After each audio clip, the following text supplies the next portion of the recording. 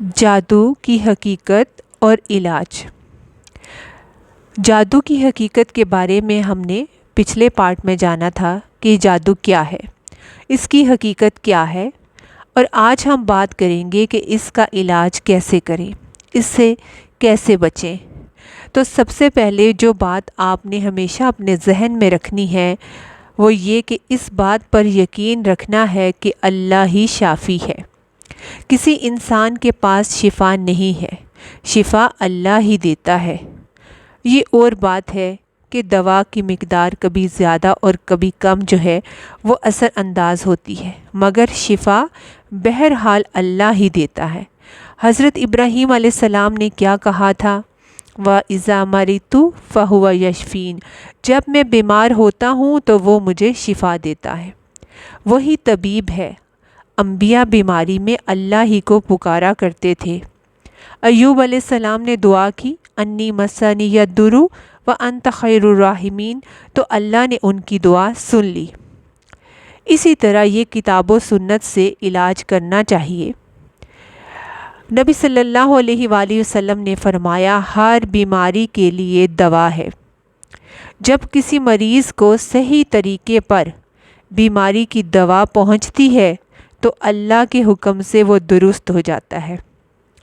اور یاد رکھیں کہ مستند معالج سے علاج کرانا چاہیے، یعنی جس طرح آپ جسمانی بیماریوں میں آپ اچھے ڈاکٹر کے پاس جانا پسند کرتے ہیں، اسی طرح روحانی بیماریوں میں آپ اچھے سمجھدار اتھینٹک بندے کے پاس جو کتاب و سنت کے مطابق کام کرنے والا ہو اس کے پاس جائیں، اور وہ یہ بھی سمجھے اس بات کو کہ یہ جادو یا نظر یا روحانی بیماری ہے بھی کہ نہیں، کیونکہ عموماً لوگ ہر بیماری کو یہی بنا لیتے ہیں کہ جادو ہو گیا ہے، کسی نے کچھ کر دیا ہے۔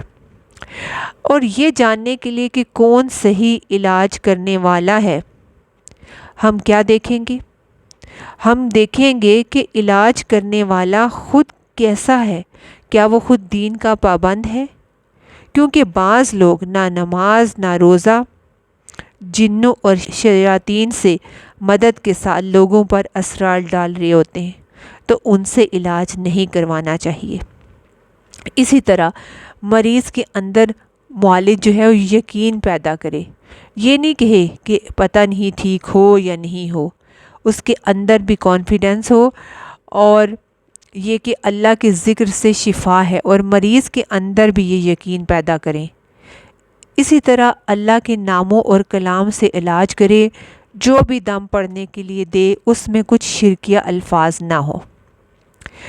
علاج کرتے ہوئے یہ عقیدہ ہو ہمارا کہ شفا اللہ کی طرف سے ہے۔ اب آپ سمجھ رہے ہیں کہ اگر کسی کو لگے کہ اس کے اوپر جادو ہے تو وہ کس سے علاج کروائے، اس میں کوئی حرج نہیں، کسی مستند معالج سے، ایسا جو کتاب و سنت سے علاج کرنے والا ہو، اور غیر مستند معالج سے بچنا چاہیے۔ جیسے کون سے لوگ؟ جیسے وہ جو مریض سے ماں کا نام پوچھتے ہیں، ان کے کپڑے منگواتے ہیں، ان سے کوئی جانور طلب کرے اور اسے بسم اللہ پڑھے بغیر ذبح کروائے، پھر اس کا خون مریض کے جسم پر ملے اور کہے کہ جانور کو غیر آباد جگہ پر پھینکاؤ، یا ایسے منتر پڑھے جو کسی کو سمجھ میں نہ آئے۔ مریض کو ایسا تعویذ دے جس میں مربع شکل کے ڈبے بنے ہوئے ہیں اور ان ڈبوں میں چند حروف لکھے ہوئے ہیں، لٹکانے کو دے یا پینے کو دے، تو اس سے بچیں۔ یا پھر کچھ چیزیں زمین میں دفن کرنے کے لیے دے، کچھ کو جلا کر دھونی لینے کا کہے، وہ بھی نہیں کرنا۔ پھر یہ دیکھیں کہ رقیہ بھی اس کا علاج ہے، اور رقیہ جو دم ہے اس کی بھی 3 شرائط ہیں کہ رقیہ جو دم ہم پڑھیں، جو سنیں، اس کے الفاظ شریعت کے مطابق ہوں، شرکیہ نہ ہوں۔ نبی صلی اللہ علیہ وآلہ وسلم نے فرمایا، اس دم میں کوئی حرج نہیں جس میں شرک نہ ہو۔ تو سب سے بہتر طریقہ یہ ہے کہ ہم خود پڑھیں دعائیں، اذکار۔ لیکن بعض بیماریاں اتنی شدید ہوتی ہیں کہ ہمیں کنسلٹیشن کرنی پڑتی ہے کسی سے پوچھ کر، کیونکہ آپ کو کوئی ایک چیز جیسے آپ پڑھ رہے ہوتے ہیں لیکن آپ کو مزید بھی کچھ پڑھنے کی ضرورت ہوتی ہے، تو جو ماہر شخص ہوگا وہ آپ کو بتائے گا کہ آپ یہ بھی کریں، یہ بھی پڑھیں۔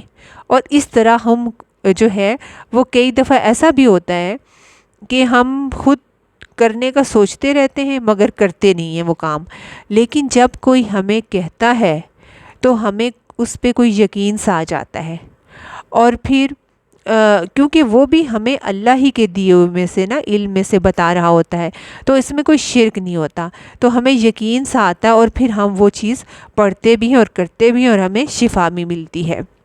نبی صلی اللہ علیہ وآلہ وسلم نے فرمایا، اللہ تعالیٰ فرماتا ہے، میرا محبوب بندہ اگر مجھ سے مانگتا ہے تو میں اسے دیتا ہوں، اگر وہ کسی دشمن یا شیطان سے میری پناہ مانگتا ہے تو میں اسے محفوظ رکھتا ہوں۔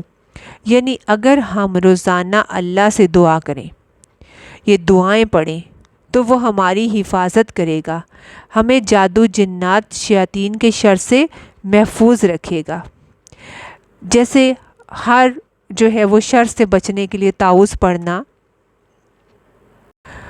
ہر شر سے بچنے کی دعا، اللہم انی اسألک من الخیر کلہ عاجلہ و آجلہ ما علمت منہ و ما لم اعلم و اعوذ بک من الشر کلہ عاجلہ و آجلہ ما علمت منہ و ما لم اعلم۔ اسی طرح سے ہر ناگہانی آفت سے بچنے کے لیے حفاظت کی دعا پڑھنا، اللہم انی اعوذ بک من زوال نعمتک و تحول عافیتک و فجاءۃ نقمتک و جمیع سخطک۔ پھر سخت مشقت اور بری تقدیر سے حفاظت کی جو ہے وہ دعا، اللہم اعوذ باللہ من جہد البلاء و درک الشقاء و سوء القضاء و شماتۃ الاعداء۔ یہ دعائیں جب آپ صبح شام پڑھیں گے اور ہر نماز کے بعد، اگر فرضوں کے بعد اگر آپ پڑھیں گے تو کیا ہوگا کہ آپ اللہ تعالیٰ کی حفاظت میں آ جائیں گے اور ہر طرح کے شر سے محفوظ رہیں گے۔ پھر ایک اور بھی بات آپ نے جو اپنے ذہن میں رکھنی ہے وہ یہ کہ شیطان کی مخالفت کرنا ہے، یہ بھی بہت ضروری ہے جادو سے اور شیاطین سے بچنے کے، ان کے شر سے بچنے کے لیے، کیونکہ یہ چیزیں بہت میٹر کرتی ہیں۔ ہمیں شیطان سے شر کے بچانے میں جیسے دائیں ہاتھ سے کھانا پینا، کھانا کھانا ہے تو دائیں ہاتھ سے کھانا ہے، بائیں سے کھانا جو ہے وہ شیطان کھاتا ہے، اس کی موافقت سے بچنا ہے۔ پھر مغرب کے وقت جو ہے باہر نہ نکلنا، خصوصاً بچے اور عورتیں جو ہیں، حدیث ہے کہ اس وقت شیاطین پھیل جاتے ہیں، اس لیے بچوں کو، عورتوں کو مغرب کے ٹائم باہر نکلنے سے پرہیز کرنا چاہیے۔ اور پھر کیا کریں آپ، دروازے اللہ کا نام لے کر بند کر لیں، کیونکہ شیطان پھر وہ دروازے نہیں کھول سکتا۔ تو اللہ کا نام لے کر کھانے کے پینے کے برتنوں کو ڈھکنا ہے، اسی طرح سے لائٹس کو بند کرنا ہے، یہ سب بسم اللہ بسم اللہ پڑھ کر کریں۔ اسی طرح کہا جاتا ہے کہ جس گھر میں تصویر اور کتا ہے اس میں فرشتے داخل نہیں ہوتے۔ اسی طرح فضول خرچی سے آپ نے بچنا ہے، یہ بھی اس سے شیطان ہوش ہوتا ہے۔ بے حیائی اور برائی کے کاموں سے بچنا ہے۔ اس طرح کرنے سے، ان چیزوں سے اگر ہم بچیں گے تو اللہ کی حفاظت میں رہیں گے اور شیطان کا ہم پر وار نہیں ہوگا۔ یہ وہ چیزیں ہیں جن کے کرنے سے ہم شیطان کے شر سے، جادو سے بچ سکتے ہیں، ٹھیک ہے۔ اور پھر کیا کریں کہ گھروں کو قرآن سے آباد کریں، قرآن کی تلاوت بھی کریں اور قرآن لگائیں بھی، گھروں میں درس و تدریس کا کام ہو۔ نبی صلی اللہ علیہ وآلہ وسلم نے فرمایا، تم اپنے گھروں کو قبرستان نہ بناؤ، اور شیطان اس گھر سے بھاگ جاتا ہے جس میں سورہ بقرہ کی تلاوت کی جاتی ہے۔ تو لہٰذا آپ اپنے گھر میں روز سورہ بقرہ چلانے کا اہتمام کریں، خود بھی روزانہ کوشش کریں تھوڑی تھوڑی پڑھیں۔ پھر موبائل پہ چلا سکتے ہیں، ٹیپ پہ لگا سکتے ہیں، گھر میں سورۃ بقرہ چلتی رہے، اس سے گھر خالی نہ رہے۔ پھر اسی طرح آپ اپنے گھر میں اذان بھی لگا سکتے ہیں۔ اسی طرح استغفار کرنا، اس سے بھی انسان کو شفا ملتی ہے۔ کثرت سے صدقہ کرنا، اس سے بھی نبی صلی اللہ علیہ وآلہ وسلم نے فرمایا، جب مسلمان بندہ صدقہ کرنے کے لیے نکلتا ہے تو وہ 70 شیطانوں کے جبڑے توڑ کر صدقہ کرتا ہے۔ اسی طرح حرام کاموں سے، حرام کی کمائی سے بچیں، کیونکہ شیطان کا وار اور چالیں وہاں زیادہ کامیاب ہوتی ہیں جہاں اللہ کی نافرمانی اور حرام کاموں کا ارتکاب کیا جاتا ہے۔ تو یہ سب احتیاط ہم کریں اور دعائیں پڑھیں تو ضرور اللہ ہماری حفاظت کرے گا۔ آپ کو اپنی حفاظت خود ہی پڑھ کر کرنی چاہیے، مگر بیماری کی صورت میں، جادو کی صورت میں کسی سے علاج دم کروانے میں بھی کوئی حرج نہیں۔ جیسا کہ میں نے آپ کو نبی صلی اللہ علیہ وآلہ وسلم کی حدیث بتائی کہ جس میں شرک نہیں اس دم میں کوئی کروانے میں حرج نہیں، کیونکہ دیکھیں کبھی کبھی ایسا بھی ہوتا ہے کہ سامنے والی چیز جو ہوتی ہے ہماری طاقت کے مقابلے میں زیادہ طاقتور ہوتی ہے، تو کسی اور کے پاس جانے میں حرج نہیں، کیونکہ ہر انسان کی بات میں ایک الگ تاثیر ہے، وہ بھی اللہ ہی سے مانگ کر دعا کریں گے۔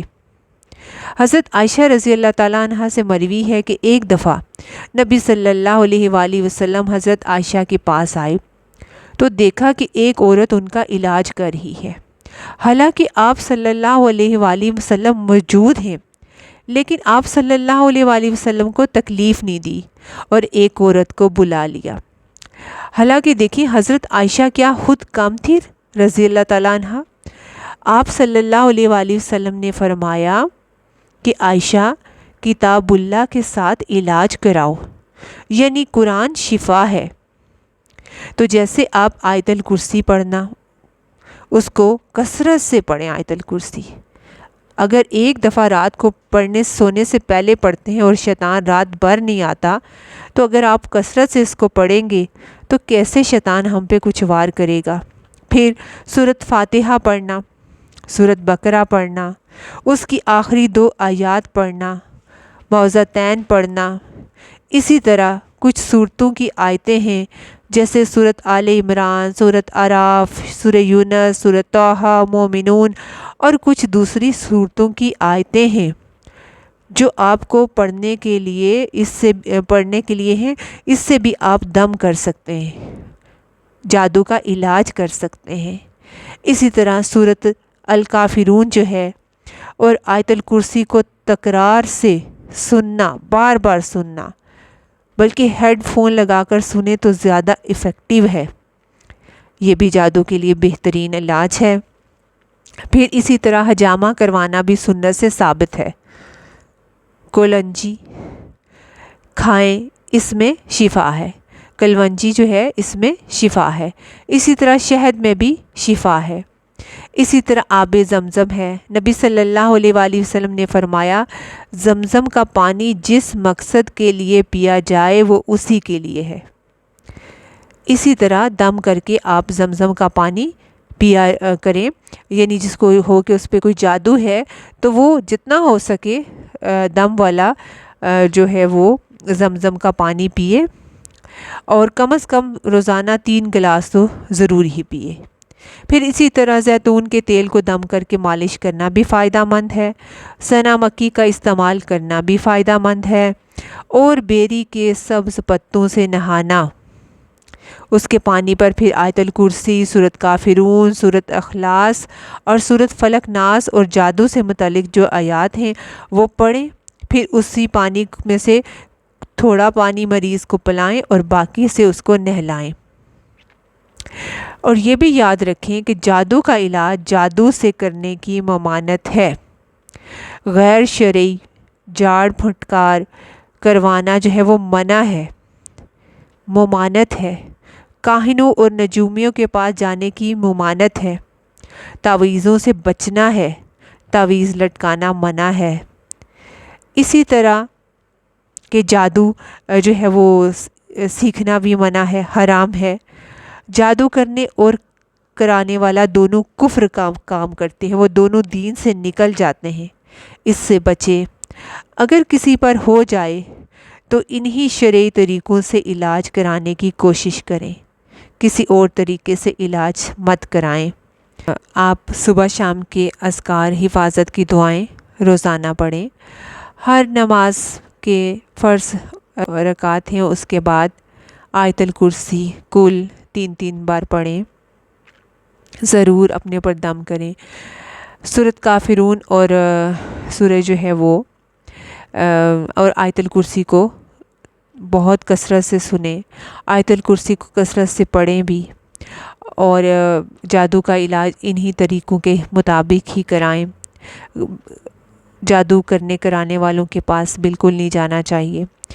آخر میں یہ کہ اگر کسی کو ایسا کوئی مسئلہ ہے اور اسے ہے کہ ان پہ جادو ہے، علاج چاہیے، تو اس کے لیے پھر اگر وہ پراپر چاہتے ہیں کہ ان کو دعائیں اور علاج بھیجا جائے تو وہ بھی انہیں مل سکتا ہے۔ آپ میسج کر کے پراپر علاج جو ہے وہ ریٹن فارم بھی منگوا سکتے ہیں۔ جزاک اللہ۔ السلام علیکم ورحمۃ اللہ وبرکاتہ۔